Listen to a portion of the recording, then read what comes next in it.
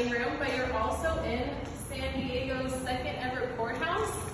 Mr. Whaley built this room originally just to build his granary. It wasn't actually meant to be a courthouse. It was only meant to hold his grain and corn and other dried foods. He built his entire house out of brick and this room out of brick because nothing gets through brick, but little things did come in. They came in through the floor because he didn't build a foundation and he had a bit of a rat problem. So out with the food, in with whatever the town needed the space to be. It's been a ballroom, a billiards hall, a Sunday school, and a courthouse. He attached the two-story structure. The entire ground floor was his general store, and then the family lived above. But just like how this room has had many different uses, you'll see examples of how this house has. So when you go upstairs, you'll also get to see San Diego's first commercial theater. Mr. Whaley rented out the top floor to a traveling theater group. They had a very successful opening night. They had 150 people in attendance. With that success, we would have assumed that they stayed for a lot longer than they did. But unfortunately, 3 weeks after opening night, the leader of that traveling theater group dies in the home. So he is one of the spirits that are felt on the second floor. I don't know if we all saw the sign outside that this is America's most haunted house. Yes. Yay. So he is one of the spirits felt on the top floor. After the house was completed, there were 5 deaths that happened here. Before the house was even built, these were the execution grounds for Old Town San Diego. Mr. Whaley was very aware of this fact. He was even in attendance of the last hanging that took place. Yankee Jim Robinson was a very tall thief. He was about 6'3", 6'4", depending on who's telling you the story. Sometimes he's even 6'5".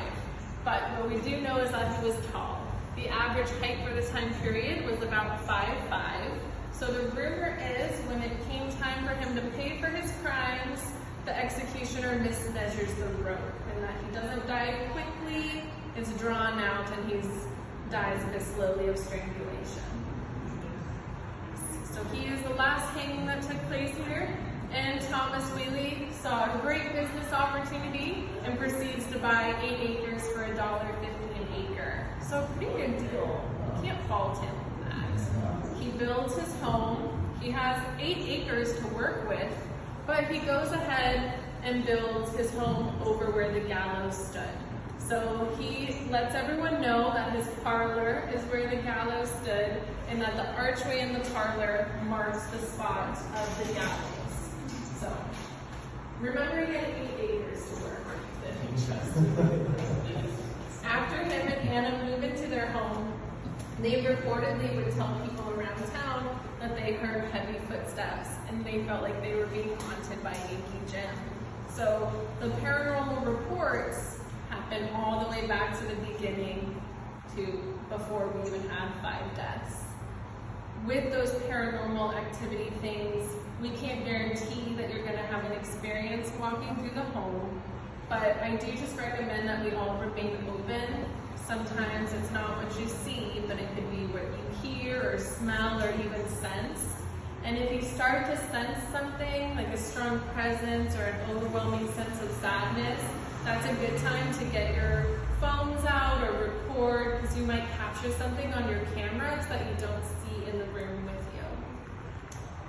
So as you self-guide, you might start coming up with questions if you don't have a question now, but we will also be floating through the house with you, and we'll be happy to answer all those questions. We might even ask you like 5 times if you have any questions. Do you have any questions before you start exploring the Whaley House? I do.